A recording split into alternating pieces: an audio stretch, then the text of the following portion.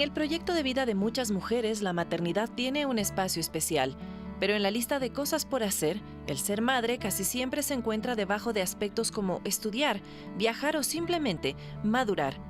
¿Por qué? Porque tener hijos implica tiempo, dedicación y conlleva muchas responsabilidades. Frente a esto, ¿cuál es el mejor momento para tener un bebé? Sin duda, no en la adolescencia y peor en la niñez. ¿Usted qué opina sobre el embarazo en adolescentes? ¿Por qué se da? Yo creo que falta de comunicación con los padres. Hay muchas veces en la adolescencia que no hay explicación del padre y esperan que las unidades educativas lo hagan, cuando la responsabilidad no son de ellos, sino directamente del padre. Para mí, desde casa viene la educación, primeramente.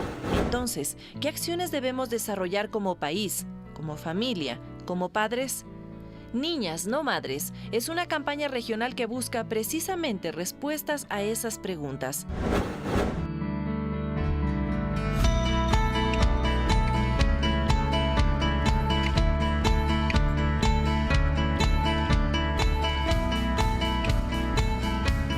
Tarde con un minuto, una hora menos en la región insular. Bienvenidas y bienvenidos. Esto es Al Mediodía a través de su televisión pública. Arturo, martes 13. Por supuesto que sí, ya imagínense, segundo día de la semana, estamos listos para ofrecerles un programa especial, como siempre, dedicado a ustedes, a la familia ecuatoriana, muy especial también. Así es, escuche las siguientes cifras y los siguientes datos que hemos traído para ustedes. En México, 4 de cada 10 mujeres menores de 15 años son víctimas de delitos sexuales. En Perú, 4 de cada 5 denuncias por violencia sexual son de niñas y adolescentes. Tenemos más, Guatemala, diariamente se registran 5 embarazos de menores de 14 años.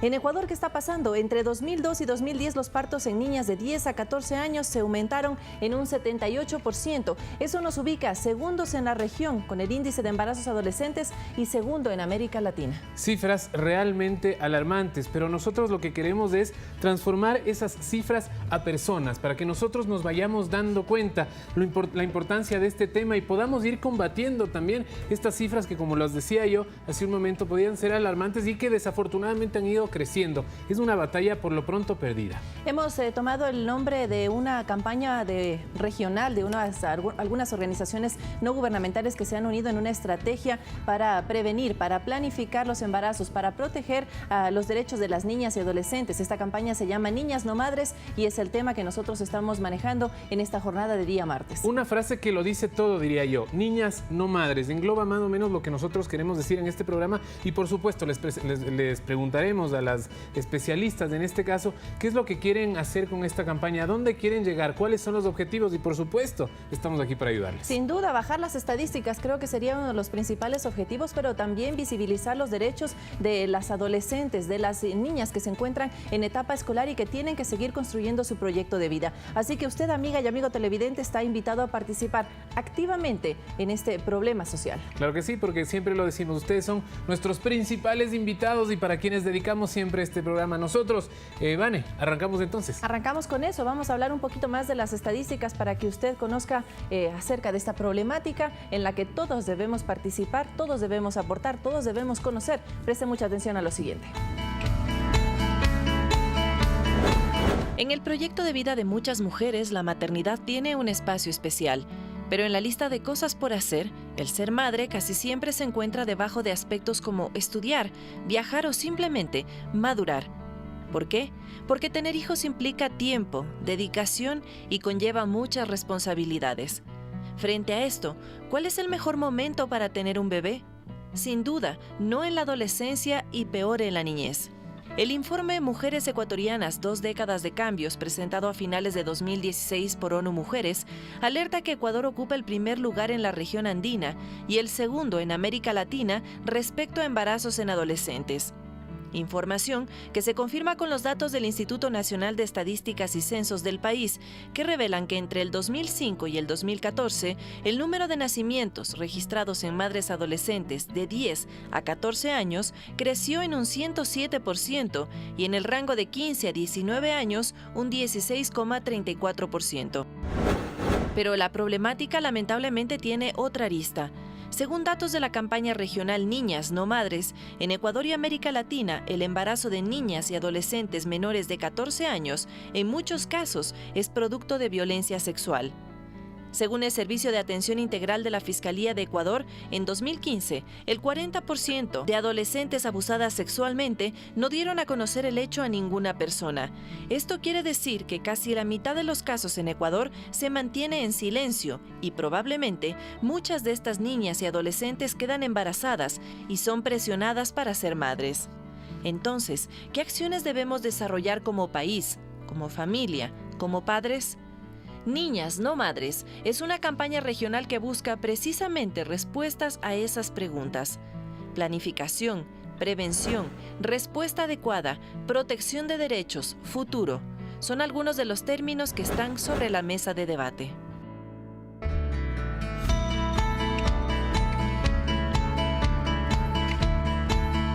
No madres es el tema que estamos proponiendo para el debate familiar y para el debate también no solo de lo que se genera en el Ecuador, sino de toda la región. Así que todos invitados a participar activamente en este programa porque quizás usted, amiga y amigo televidente, ha visto de cerca uno de estos casos. Queremos pasar de las cifras duras, de las cifras frías, como decía nuestro compañero Arturo Barriga, a la realidad, a los casos concretos. ¿Qué se pierde una niña, una adolescente que tiene que ser presionada, que tiene que ser madre a una edad que no le corresponde serlo? Damos la bienvenida a nuestras invitadas. Muchísimas gracias a Paulina Ponce. Ella es vocera del Frente Ecuatoriano por la Defensa de los Derechos Sexuales y Reproductivos. Gracias por estar aquí. Y también saludamos a Daniela Alvarado. Ella es psicóloga clínica porque me imagino que hay muchas aristas relacionadas con los datos que acabamos de ver, que tienen que ya relacionarse con lo que atraviesa una niña, a qué se enfrenta, cuáles son los miedos y también cómo va a ser su futuro, Arturo. Por supuesto que sí, bienvenidas, muchísimas gracias por estar aquí, pero sobre todo bienvenidos a ustedes y les pedimos que se concentren en el programa de hoy y por supuesto que nos llamen también, que sean partícipes de este tema tan importante, que nos cuenten qué es lo que están pensando, 3970-822 o 3970-813, sus opiniones son imprescindibles para que este programa siga llegando a todos los hogares de ecuatorianos de la forma en la que llega. Yo creo que una de las primeras preguntas es, ¿por qué pasa esto? Estamos viendo cifras escalofriantes de toda América, desde México hacia abajo. ¿Nos pasa en la región nada más o es en planetario? Bueno, gracias por el espacio y la oportunidad de compartir esta información. Bueno, tal vez empezar diferenciando lo que sería el embarazo en niñas del embarazo en adolescentes. Son tal vez cosas que tienen un matiz distinto. En el caso del embarazo en niñas, lo que está detrás es la violencia, específicamente la violencia sexual que sufren estas niñas en ámbitos muy cercanos dentro de la familia y que les expone a una situación sumamente difícil y compleja y que les marca para toda la vida. Entonces, detrás está el tema de la violencia sexual, pero además está toda esta forma de esconderla que hemos hecho como sociedad, para que esté como oculta, ¿no?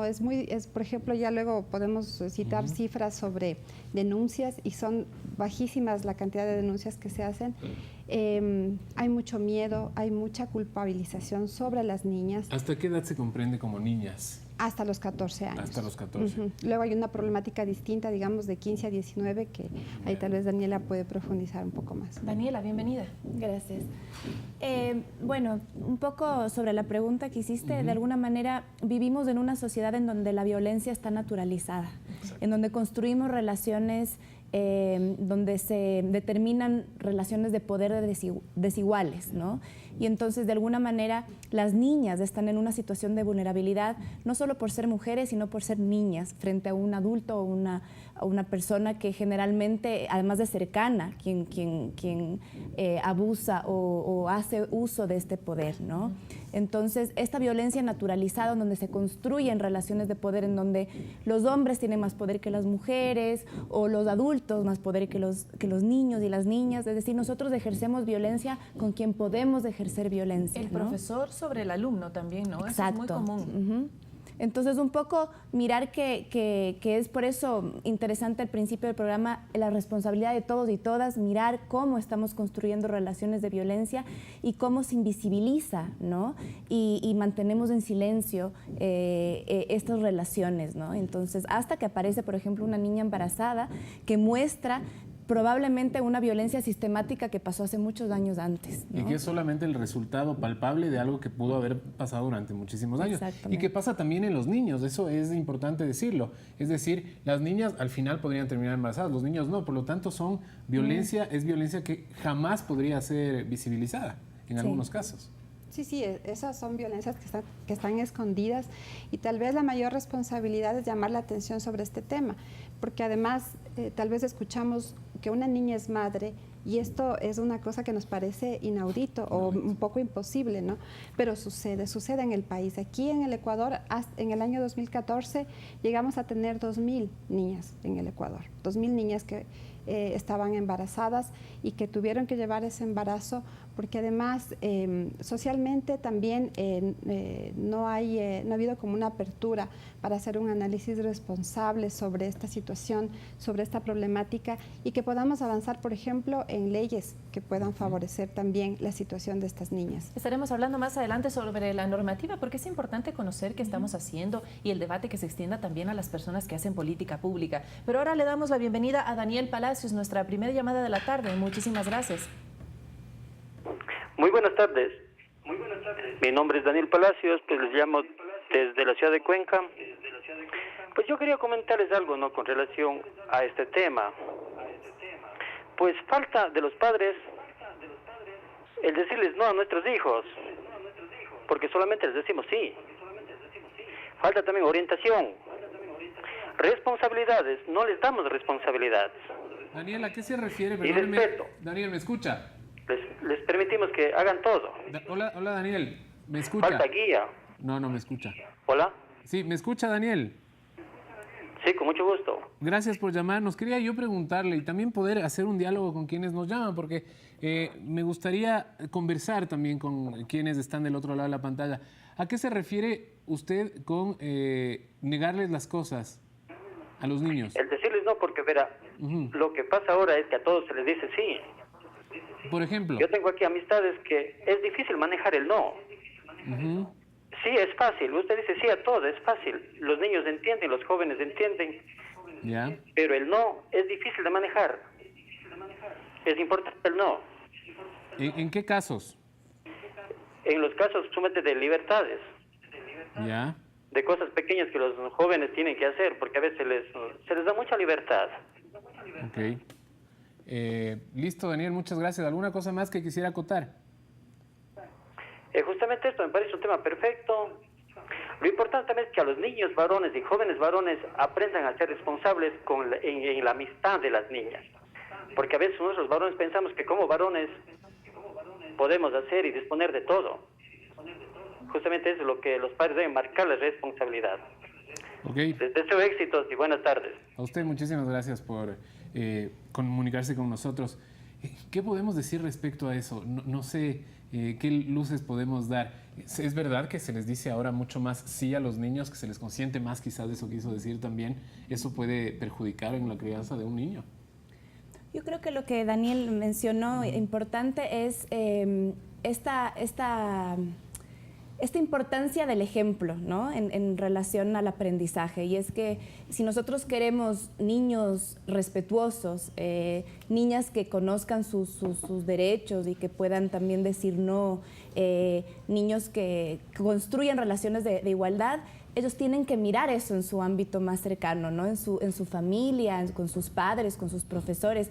Podemos decirles no a la violencia, pero si es que escuchan y ven violencia, digamos que eso es algo que ya va marcando. Entonces creo que eso es importante. Él decía una guía, ¿no? Y creo que es importante trabajar con la familia. Muchas veces los padres y las madres no saben cómo acompañar a sus hijos en ciertas cosas, ¿no? E incluso no saben identificar cuando un niño o una niña está teniendo comportamientos extraños que puede estar demostrando que está sufriendo algún tipo de abuso.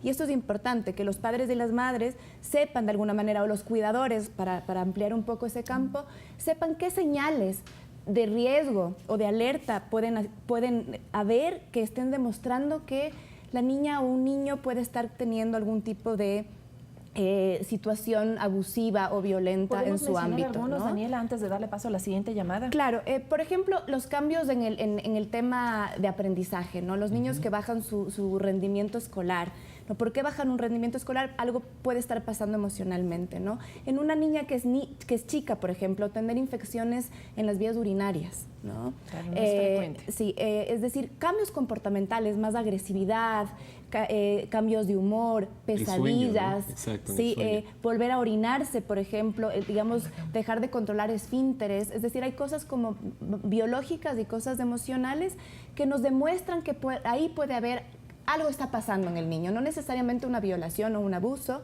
pero algo, ¿sí? Que tenemos que estar alertas de empezar a indagar qué pasa con ese niño o esa niña que nos está diciendo que algo le está pasando. Ahora, por eso es muy importante la presencia de los padres, la presencia continua, el diálogo intrafamiliar permanente. Estaremos también abordando esa arista. Primero saludamos en este momento a otra llamada telefónica que tenemos. Muy buenas tardes.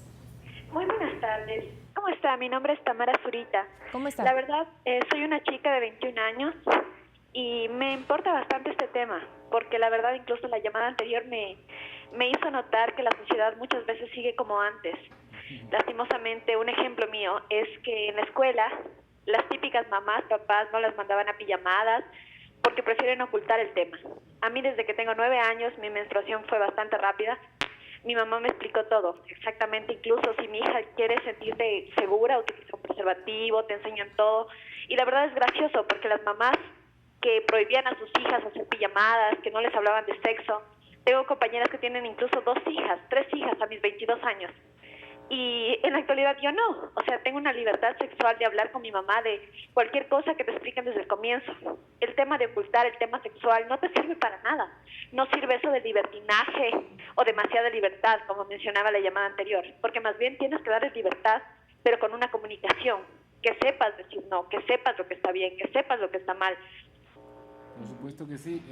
Comparto contigo plenamente, Tamara. Y no sé, nuestras panelistas, ¿qué nos pueden decir respecto a la idea que ella nos plantea, no? Claro, digamos, lo que debería suceder en realidad es que quienes somos adultos, quienes somos madres, padres, podamos apoyar a los chicos para que aprendan a tomar sus propias decisiones y que esas decisiones sean seguras, sean responsables. Dicen que la prohibición no está buena, que lo que está bueno es enseñarle a la gente, es decir, con ejemplos, como decíamos hace un momento, pero cuando algo se prohíbe, llega a ser mucho más pernicioso. En muchos casos. Sí, si dejas todo como en el ámbito del misterio, de que no sabes, vas a tener como una necesidad y una curiosidad de acercarte a eso. Pero si conversas, si lo pones sobre la mesa, también yo creo que pasa mucho por acercarnos al cuerpo. Eso es muy importante porque siempre estamos como muy ajenos del cuerpo y pareciera que es una cosa como extraña de nosotros y también como pecaminosa. Y no es así, el cuerpo es lo que nos permite la vida, lo que nos permite desarrollarnos y estar aquí. Entonces hay que acercarse al cuerpo, hay que comprender, conocer el cuerpo y saber que ahí es donde estamos habitando y donde podemos experimentar y donde no necesariamente hay cosas que son como ocultas o maliciosas, ¿no? Es importante que hagamos como esa reflexión como sociedad porque si no parece que el cuerpo es un espacio oculto y negativo. Y a propósito del cuerpo, me parece muy importante también que la gente en casa conozca que hay repercusiones que tienen que ver con la salud, con la anatomía de la niña y del adolescente que se enfrenta a 9 meses de gestación. Doctora, no sé si usted podría también precisar algunas cosas al respecto. Bueno, creo que es importante mirar cada caso en particular, ¿no? Porque no, digamos, si bien hay signos, síntomas y posibles consecuencias, cada caso hay que analizarlo con su propia historia, ¿no? Pero sí, digamos, obviamente hay evidencia que demuestra que una niña que ha sido abusada sexualmente o violada, que no está preparada para esa situación, que no tiene las herramientas, que no, su cuerpo y su psique no está preparada, tiene efectos, ¿no? Entonces, si es que no hay un trabajo de acompañamiento, de elaboración, con esa niña puede, digamos, hay temas de depresión, de intentos de suicidio, el tema de adicciones, el tema de incluso entrar a un erotismo temprano donde no se puede manejar, ¿no? Entonces hay muchas niñas que entran a tener una actividad sexual en su adolescencia mucho más pronta y temprana sin poder entender qué es lo que pasa en su cuerpo porque eso es algo que marcó un patrón de conducta sin entender. Entonces hay varias varias cosas, digamos, emocionales, biológicas que puede pasar. Y bueno, y no se diga en términos biológicos también, ¿no? Porque hay complicaciones en el embarazo, es un embarazo de alto riesgo, hay un tema de muerte materna, ¿no? De niños que nacen con bajo peso, con problemas de desnutrición. Es decir, es un problema de salud pública. Además de ser una violación de derechos humanos gravísima, una de las más graves, es un problema de salud también. Entonces le compete a muchas instituciones y a muchos actores involucrarse para trabajar en esto. Y dentro de un momento hablaremos qué es lo que se está haciendo desde el punto de vista gubernamental. Le damos la bienvenida a Cristian Romero desde Quito. Hola, Cristian. Bienvenido. Hola, ¿cómo estás? Buenas tardes. Adelante. Me parece súper interesante el tema que ustedes están planteando, bastante complejo y súper confrontador el término niñas, no madres. Creo que también dentro de todo lo que están mencionando me gustaría decir un par de cosas, entre ellas que socialmente hay muchas cosas que tenemos que revisar. Me gusta mucho lo último que dijo la panelista acerca de que tienen que participar e involucrarse varios actores. Pero hay un tema, y desgraciadamente este tipo de situaciones se las empieza a tratar desde un concepto donde el especialista, entre comillas, es quien determina los lineamientos y las estrategias, y se deja de lado a las personas que realmente han vivido y están pasando por estos momentos, que son quienes tienen la información y tienen la sensibilidad para ayudarnos. Es aterrador escuchar cosas. Estuve recién con una persona especialista en el tema penal y demás, y me mencionaba de que de cada 10 abusos que recibe una menor de edad, 9 son por el círculo social en el que se encuentra, y principalmente de un familiar. Entonces esto es bastante fuerte, y sí, yo les invitaría a ustedes a probablemente pensar en una segunda parte de este tema, para que puedan transmitir la importancia de llevar la comunicación de una manera mucho más práctica, en la cual las chicas y los chicos sepan qué es lo que tienen que hacer en torno a esta problemática que nos incumbe a todos. No es cuestión de quiénes han vivido y quiénes no han vivido. Creo que realmente esto es un tema que a todos nos involucra, ¿no? Entonces, felicitaciones por el tema, y pues ahí la invitación y la sugerencia a que ustedes puedan manejar una segunda parte dentro de eso. Fantástico, Cristian. Muchísimas gracias por tu aporte. Además, por la recomendación, haremos un segundo programa también hablando de eso, quizás tomando otra óptica. Pero ¿por qué no ingresar un poquito en lo que él nos dijo? Pensemos en estas personas, en las niñas, en las adolescentes, en los niños también que son abusados. Hablamos de cómo les podemos identificar, pero ellos ¿qué sienten? ¿Cuáles son sus primeros sentimientos del momento de, haber sido víctimas de algún abuso? Claro, con el tema de violencia sexual y con el tema de asumir una maternidad a esta edad, hay un problema que es la identidad. Es decir, son niñas, están en crecimiento y resulta que tienen de pronto un embarazo. Nos sucede ahí un grave problema con la identidad, porque de pronto se encuentran en un rol que no es el que les corresponde en esa edad. Entonces enfrentan una suerte de crisis con el tema de la identidad. Y no son ellas las que deciden, ¿no? Les dan decidiendo, porque yo creo que a los 12, 13, 14 años decir, bueno, sí, yo voy a asumir este embarazo y quiero tener a mi hijo, creo que no es una madurez como para tomar ese tipo de decisiones. Será la familia, será la mamá, será el papá el que le presione de cierta forma a seguir con ese embarazo. Sí, y ese es justamente desde las organizaciones de mujeres un tema que estamos planteando, y es llegar a una reflexión responsable sobre este tema, porque sí debería existir la alternativa de la interrupción terapéutica del embarazo en estos casos. El continuar con un embarazo, si hay un contexto de violencia, es insertarle tanto a la niña como al bebé en ese contexto de violencia, lo cual complejiza más la situación. Complejo, en ese caso, pero que es importantísimo tratar. Mucha gente trata de desvincularlo, y es yo creo que fundamental darnos cuenta que esa también debe ser una alternativa. Quizás es un debate público interesantísimo, Vania. Nos vamos a una pausa, la música lo indica, pero todavía tenemos mucho tiempo para conversar sobre este tema, para recetar también sus inquietudes. 3970-813, 3970-822, y por supuesto el agradecimiento a todos quienes nos siguen a través de las redes sociales, con Facebook Live y por supuesto con el hashtag Al Mediodía en la red social Twitter. Ya venimos con eso y más. Esto es Al Mediodía.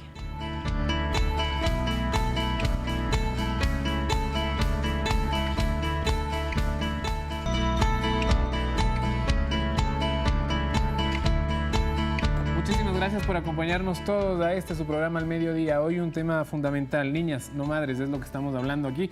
Y dejamos un poco colgado una idea importantísima. Volvámosla desde el principio a contar a la gente y cómo culminaría tu idea en este caso. Sí, bueno, la reflexión que hacía es como que es importante que como sociedad tengamos un análisis responsable de este tema y que analicemos la posibilidad de, para estos casos, un aborto, una interrupción terapéutica del embarazo, ¿no?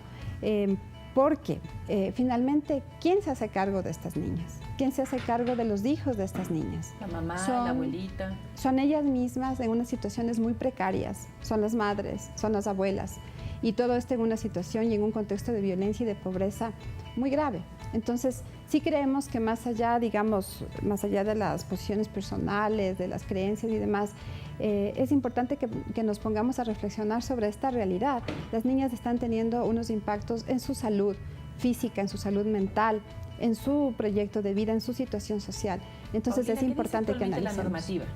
Bueno, en este momento el COIP, el Código Integral Penal, lo que plantea es que hay solamente posibilidad de acceder a la interrupción del embarazo en casos de violación a mujeres con problemas mentales y también en el caso de que corra riesgo la vida de la madre, ¿no? Pero el tema de la posibilidad de interrumpir el aborto en casos de violación es un debate que se quedó ahí y no pudo avanzar en la legislación. Entonces es importante, y además porque esta es una reflexión que sí ha sucedido a nivel internacional. En varias instancias de Naciones Unidas, varios comités de Naciones Unidas como la CEDAW, que es la Convención para la eliminación de todas las formas de violencia contra las mujeres, el propio Comité de Derechos Humanos ha hecho observaciones y le ha pedido al Estado ecuatoriano que revise la legislación, que la analice y que dé unos pasos.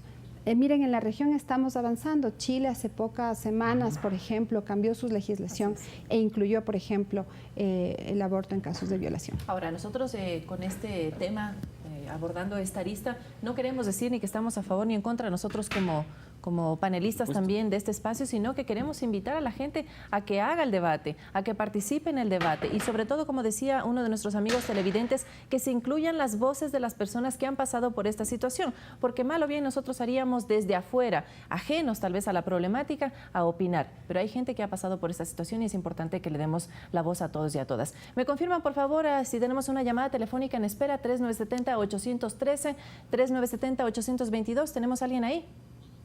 No, vamos a los mensajes entonces. Queremos recordarle que tenemos también contacto a través de Facebook y de Twitter. Cecilia Avendaño nos dice lo siguiente: qué buen tema, que nos ayuda a nosotros los padres para saber guiar a nuestros hijos. Muchas gracias, nosotros le agradecemos a usted, Cecilia. Elizabeth Iles nos dice: buenas tardes, ¿desde qué edad debemos hablarles a nuestros niños de sexo y se les debe explicar muy a fondo sobre el abuso sexual, doctora?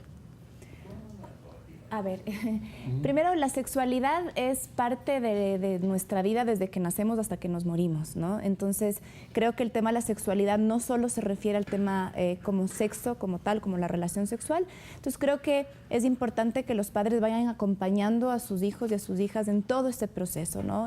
Digamos, en relación a la posibilidad incluso de entender en cada etapa y ciclo de vida, ¿no? Es distinta la información que se da a un niño que a un adolescente, pero es decir, como decía la chica que llamó antes, esta posibilidad de hablar sin mentiras, sin prejuicios, de poder llegar donde mi mamá, donde mi padre, donde mi cuidadora, decirle, mira, esto me está pasando, esto siento, tener un espacio de confianza para poder trabajar, creo que es básico e importante. El que yo pueda contar, ¿no? Sin sentir que voy a tener un prejuicio del lado de mis padres, ¿no? Ahora, uno de los, digamos, recomendaciones o sugerencias que se plantea es creer también a los niños y a las niñas. Cuando los niños y las niñas pueden identificar que algo está pasando, que no se sienten cómodos, ¿no? Y algo que decía Pauli antes, en esta posibilidad de que si yo conozco mi cuerpo, tengo información, sé lo que es placentero, también puedo reconocer lo que es displacentero. Y puedo llegar y decir, mamá, mira, algo me está pasando, me siento incómodo con tal profesor, ¿no? Con esa posibilidad de poder no juzgar o culpabilizar como la sociedad lo hace, ¿no? Las víctimas son las culpables en un inicio, inicio a veces pasa eso, ¿no? ¿Cuáles son las primeras formas de abordaje de los niños? Es decir, según tu experiencia, lo que has vivido y lo que has visto, ¿cómo los niños se acercan a los padres del momento que deciden decirlo? ¿Con qué palabras? ¿De qué forma? Depende de la edad, ¿no? También es importante, pero si los niños empiezan digamos, a cambiar su comportamiento y uno empieza a ahondar un poco, los niños pueden dibujar, pueden decir cosas, pueden decir palabras, pueden nombrar cosas como que yo qué sé, el profesor me está dando caramelos, porque la relación también es bastante compleja entre una persona abusadora y otra, ¿no? Como decía la persona que llamó, la mayoría de abusadores son personas cercanas, es el profesor, es el padre, el padrastro, el tío. Entonces la relación se convierte en una relación también amorosa, ¿no? Entonces es difícil identificar para una víctima que yo estoy siendo abusada, porque también hay una relación afectiva, ¿no? Entonces, por eso es importante como que hablar desde los padres o desde los cuidadores, el poder identificar que cuando algo se siente que no está bien o los secretos, por ejemplo, ¿no? Que hay algo que sea secreto, es un signo de alerta, ¿no? Es decir, hay varias cositas que se pueden como trabajar, ¿no? Pero es importante sobre todo abrir un espacio de confianza, ¿no? Y horizontal, en el sentido de los niños tienen que tener igual de poder que los adultos. Si yo no le escucho al niño, si bien o no estamos hablando entre adultos, si es que la voz de un niño o una niña no tiene poder, ¿cómo va a tener poder para decir algo me está pasando? Claro que sí. ¿No? Entonces creo que es importante. Yo creo que en este punto, y antes de darle paso a la siguiente nota, dos preguntas que seguramente, y nosotros nos planteamos, pero también en casa deben estarse planteando. La primera, ¿a qué edad una niña o un adolescente debería o podría psicológicamente y anatómicamente empezar a tener relaciones sexuales? Y la segunda, ¿a qué edad una mujer debería empezar a ser madre? Bueno, ahí creo que corresponde también a los contextos de las personas, a los contextos de las adolescentes. Creo que el tema de la decisión es lo central ahí, porque cuando yo conozco lo que me pasa, cuando yo conozco qué quiero hacer, cómo me siento, creo que el cuándo es cuando me siento lista, cuando me siento preparada, claro, cuando me siento tranquila con esta situación. Porque si es que hay una presión, si es que hay una inconformidad, si es que hay unos temores y si llego sin información a este momento, simplemente voy a estar en una situación de vulnerabilidad que no va a aportar a este momento de mi vida. Entonces creo que hay que hacer como por ahí esa reflexión. Finalmente la sexualidad debería ser una experiencia positiva, una experiencia que nos construya y no una cosa que nos reste, que nos ponga en situación de peligro, de riesgo. Más aún la maternidad, ¿no?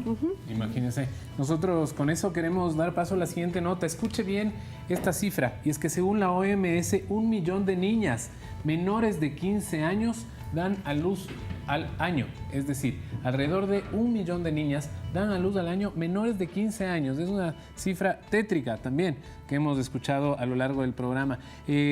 Hemos decidido salir a la calle y preguntarle a la gente qué piensa de esto y qué se puede hacer al respecto. Veamos qué nos dicen. Por lo general, los padres luchan para que sus hijos tengan un mejor futuro, una buena educación, trabajo y desde luego felicidad. Sin embargo, ese futuro puede verse afectado debido a que existe un alto índice de embarazos en adolescentes, según datos de la Organización Mundial de la Salud. Preguntamos a los ciudadanos qué opinan sobre este tema y esto fue lo que nos dijeron. ¿Usted qué opina sobre el embarazo en adolescentes? ¿Por qué se da? Yo creo que falta de comunicación con los padres. Hay muchas veces en la adolescencia que no hay explicación del padre y esperan que las unidades educativas lo hagan, cuando la responsabilidad no son de ellos, sino directamente del padre. Para mí, desde casa viene la educación, primeramente. Para mí una responsabilidad porque son personas que no tienen el conocimiento muy adecuado. Y lo veo mal. Todo depende de los padres que no le dan la debida atención a los adolescentes y no les hablan del sexo a temprana edad.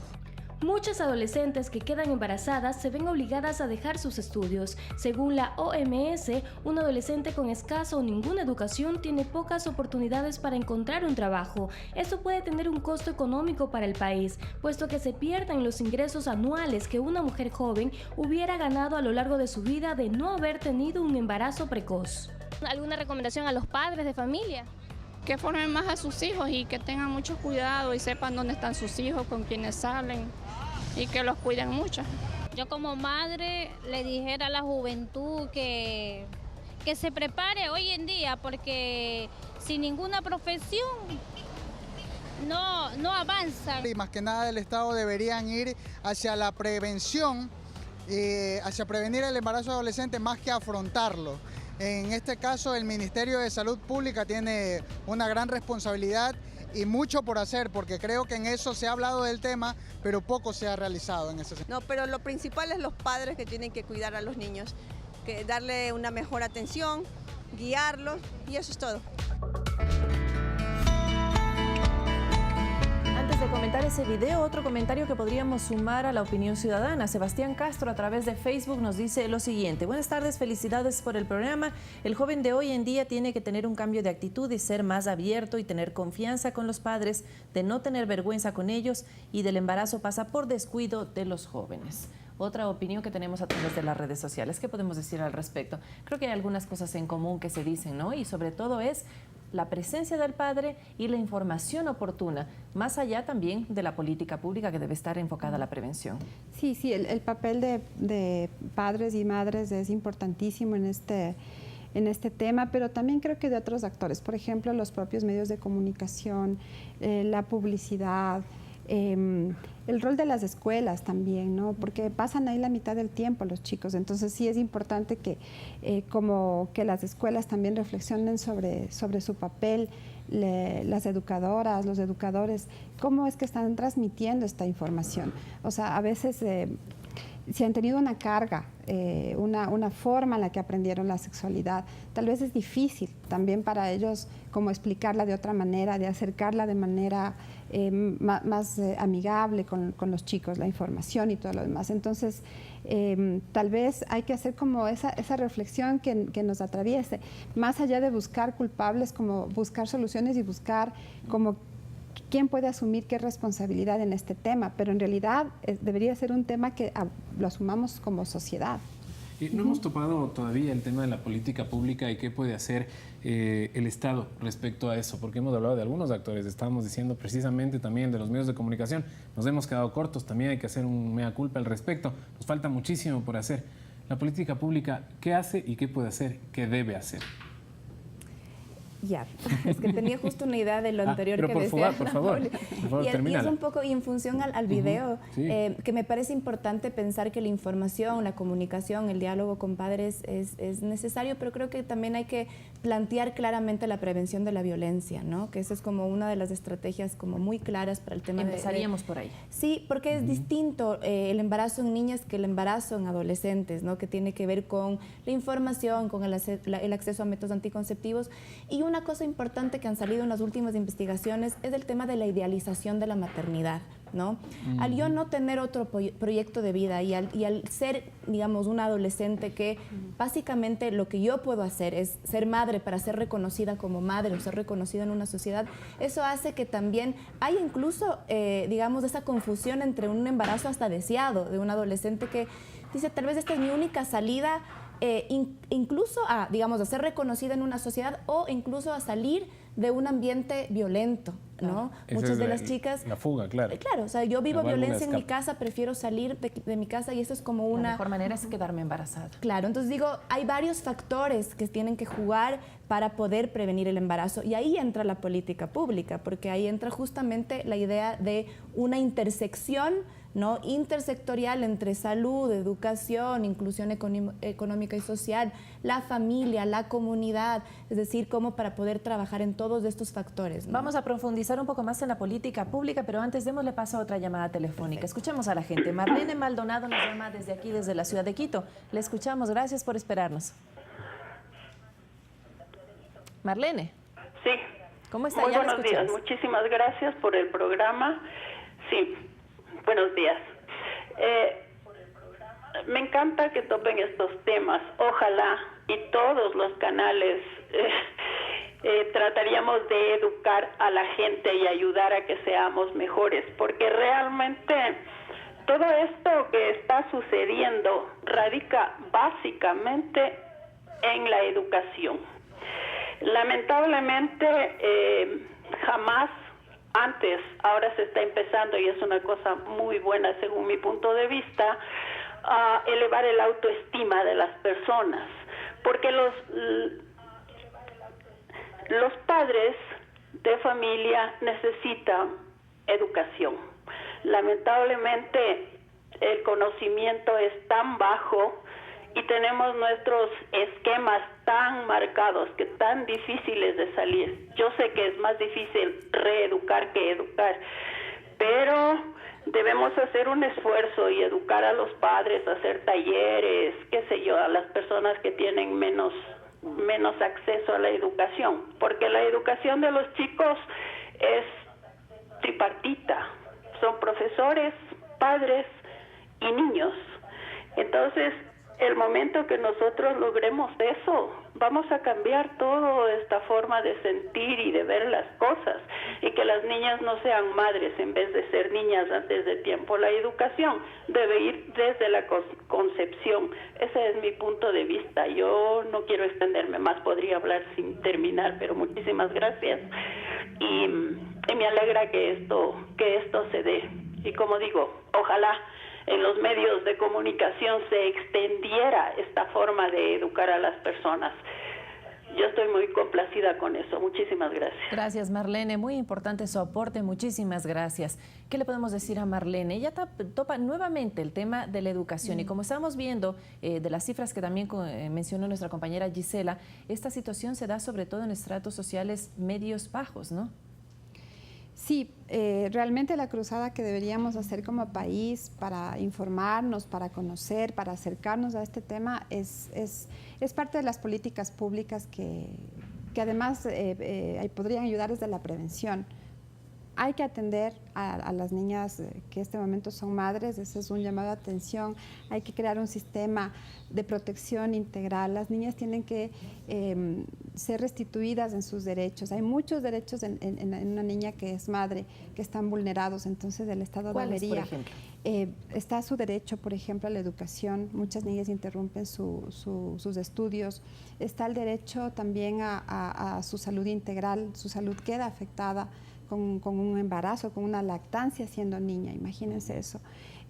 Su derecho también a vivir ese tramo de la vida que es la niñez, que es la adolescencia, está negado con esa maternidad.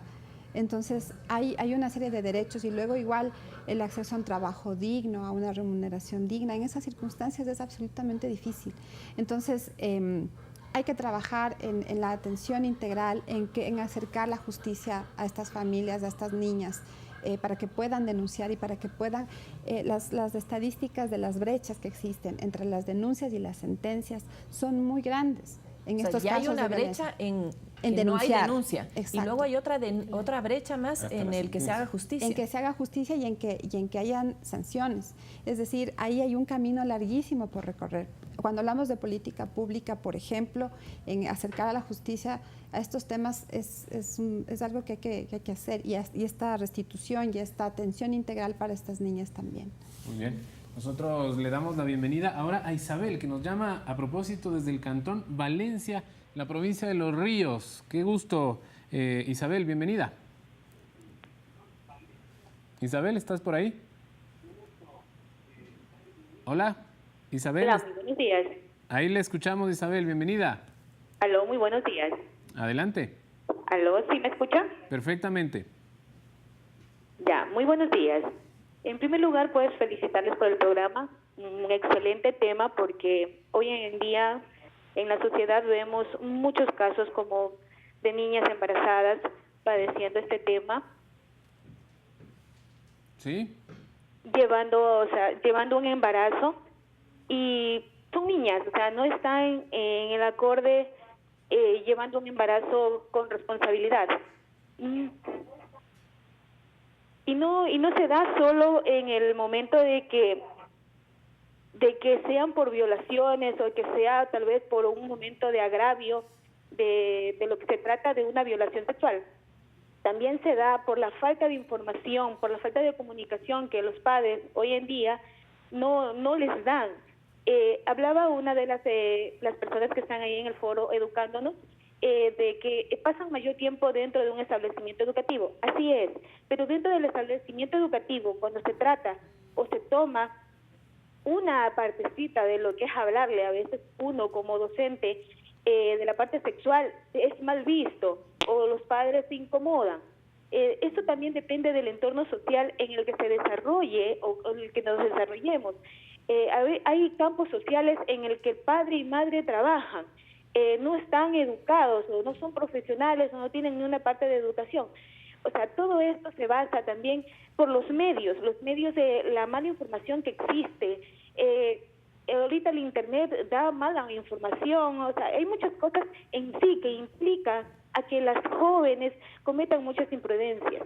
Niñas de 7 años o de 8 tomándose fotografías de su cuerpo y exponiéndolas tal vez en un teléfono o cosas así. O sea, se ven muchas cosas. En sí, los felicito por el programa, porque programas como estos es lo que necesitamos la sociedad en sí para educarnos y fortalecernos a un campo sexual o de la sexualidad con responsabilidad, para poder educar a nuestros hijos, para poderles enseñar a nuestros hijos.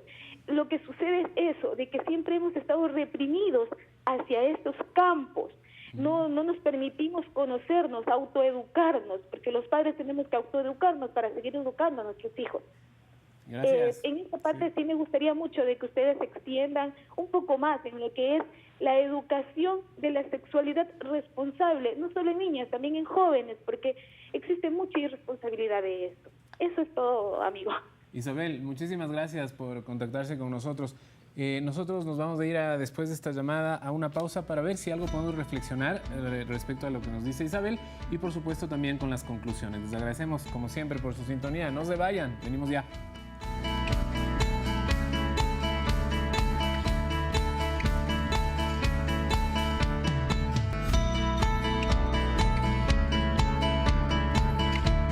Muchísimas gracias por continuar con nosotros. Nos quedan pocos minutos más de este último segmento. Vamos a empezar con, se dice que, a ver, ¿qué es lo que dice la gente respecto a este tema? ¿Son reales o no las cosas que se comentan por ahí? Veamos, el primer se dice que de la tarde nos propone lo siguiente. Una adolescente que recién ha llegado a la pubertad no puede ser madre. ¿Qué será? ¿Esto será cierto o no?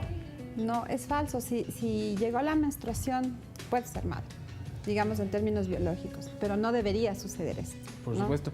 Ahora, el promedio de la primera menstruación, de la edad de la primera menstruación, ¿cuál puede ser? ¿Ha retrocedido en alguna momento? Bueno, está entre los 12 y los 16, ¿no? Yeah. Es como la edad, pero pueden haber casos que sea un poco antes también. Nuestra amiga televidente nos decía que a los 9 años ya le llegó. Sí, puede ser antes. Menstruación. Sí, depende también de muchos elementos fisiológicos, pero más o menos está en ese rango. Ese es el promedio. Ok, vamos a ver qué nos dice. Nuestro segundo seguir dice que de la tarde, ¿el embarazo adolescente presenta riesgos para la salud del bebé?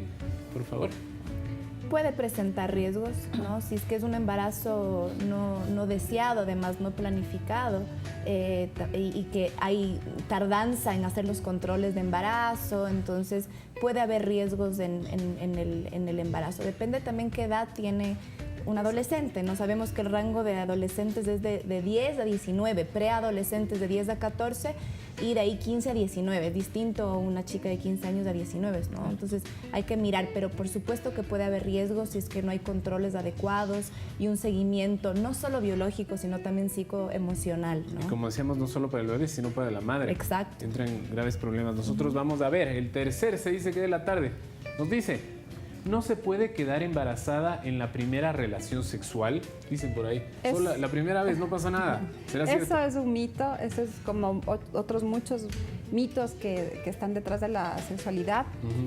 Sí es posible, si es que no usaste protección, te puedes quedar embarazada, así que lo mejor es como usar esta protección siempre, ¿no? Por supuesto, hablar claro, eso es importantísimo. A ver, nuestro último, se dice que de la tarde, nos dice ahora: ¿es mejor que el bebé sea criado por otro familiar que por la madre adolescente o niña? Es una pregunta inquietante. Claro, es compleja porque en realidad habría que mirar cómo está esa niña o ese adolescente para poder cuidar a ese bebé. Seguramente ella va a necesitar de un apoyo familiar, comunitario, pero no podríamos digamos, asegurar que es mejor para ese bebé. Individual, Eso, exacto, es una historia personal, exacto. Okay. Ajá. Y tenemos 2 comentarios de la red social Facebook también que vamos a leer en este momento. Germania Salazar nos indica lo siguiente: buen día, felicitaciones, es un tema muy interesante, pero las instituciones educativas deberían pedir que les den charlas de educación sexual, abusos, prevenciones, entre otros temas. Rudy Samaniego Rosero: temas como este visibilizan la necesidad de frenar la educación hacia nuestros hijos, basada en el miedo, y empezar a hacerlo en el respeto a su cuerpo, al ajeno y a su sexualidad. Comentarios que nos permiten llegar a las conclusiones de este programa. Paulina, muchísimas gracias. Hemos hablado ya sobre la responsabilidad de toda la sociedad de participar para frenar esta problemática. ¿Qué se está haciendo y, según ustedes, el colectivo al que representan, qué debería hacerse? Bueno, justamente entre lunes y martes el Estado ecuatoriano estuvo en una reunión del Comité de los Derechos del Niño. Ha presentado ahí una información sobre lo que está haciendo, sobre varios temas sobre niñez, ¿no? También las organizaciones hemos participado de este evento. Se ha entregado un informe que lo ha hecho la Coalición de Mujeres, el Frente de Defensa de Derechos Sexuales y Reproductivos, Fundación Desafío y otras organizaciones. Y justamente lo que hemos planteado aquí es que avancemos, que dialoguemos, o sea, sí le pedimos al Estado ser sensibles sobre estos temas y que avancemos a todo nivel, a nivel de decisiones de política pública, a nivel de legislación.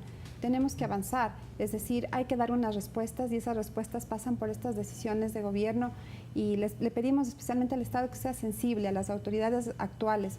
Tuvimos una administración anterior, digamos, que manejó las cosas de otra manera, pero estamos en un nuevo momento, esperamos que esto abra la posibilidad, como lo que decía hace un momento, hacer esta reflexión seria, esta reflexión mirando estas cifras, mirando estos datos, escuchando estas historias de vida. Solo quería retomar para finalizar un testimonio de una niña madre que estaba en una institución, la llevaron ahí por diferentes circunstancias y esta es la imagen.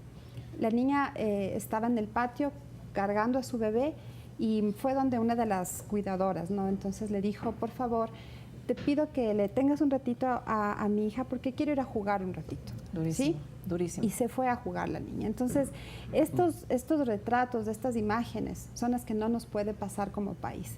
No nos puede pasar. Entonces, sí hacemos un llamado especial para dar un paso a buscar soluciones concretas y responsables sobre este tema. Gracias, Paulina Ponce, vocera del Frente Ecuatoriano por la Defensa de los Derechos Sexuales y Reproductivos, y también pues Daniela Alvarado, psicóloga clínica. Creo que la reflexión final frente al nombre de este programa, frente al nombre de esta campaña regional, niñas, no madres.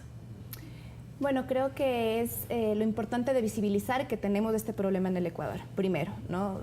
Ponerlo sobre la mesa y decir, a ver, somos una sociedad que estamos digamos, construyendo relaciones de violencia, que estamos, digamos, invisibilizando una problemática que tenemos que empezar a trabajar.